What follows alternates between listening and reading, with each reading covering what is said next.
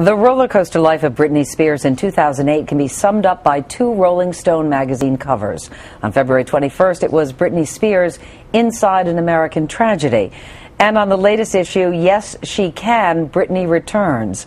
Jenny Ellisque wrote the cover story. Jenny, good morning to you. Good morning. Nice to see her looking like the old Britney, for sure. Oh, yeah, she looks fantastic. You have interviewed her several times in the past, but this time a little bit different. How so? The primary difference was just that it was a very heavily managed process. In the past, I had had a lot more time and to spend with her, and occasions where we were alone together, and just more candid conversations. This time, there were a lot of restrictions and hoops to jump through to get to her. And why the restrictions?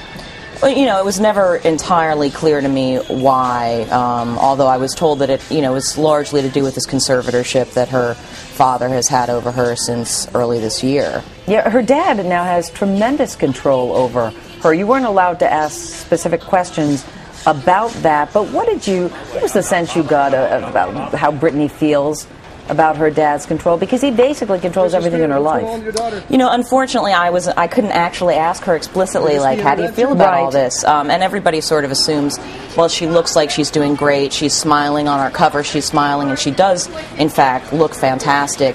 But there is a sense that there's something a little bit more muted about her. As I say in the story, she's sort of like Britney Spears with the volume turned way down. Compared to my previous encounters with her, she seemed more remote, more guarded, which was not surprising given that it had been set up that they'd have to see my questions ahead of time, that her manager would have to be in the room at the time, so it wasn't a very natural environment for an interview. Did she seem sad to you? You say remote, but... She didn't, no. Yeah. I wouldn't say she seemed sad, no. Yeah. She seemed to be doing really well. I mean, she seemed stable, she was lucid, and she remembered me from our previous encounter. I mean, it was lovely to see her again, and I was impressed by how well she seems to be doing given how recently she went through all these troubles. She now has the opportunity to see her children on a regular basis, something she didn't have before. She talked about the kids. She also talked about her ex-husband, and not in the most loving way.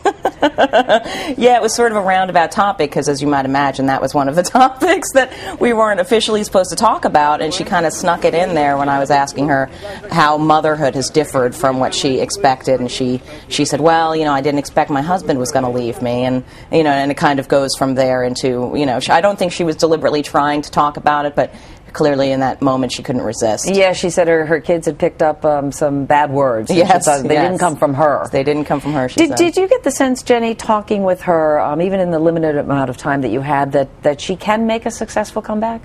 Of course, I do believe she can make a successful comeback, because at the end of the day, as mysterious to some people as the public's fascination with Britney Spears might be, it is based on the talent that she has and something just tremendously captivating about her as a public persona. And I think that remains. Whatever else is going on, that remains. So I have no doubt that this album she's putting out will be tremendously successful. All right, Jenny Ellisque, thank you so much. Thank you. And the Rolling Stone magazine featuring Britney Spears hits newsstands this Friday.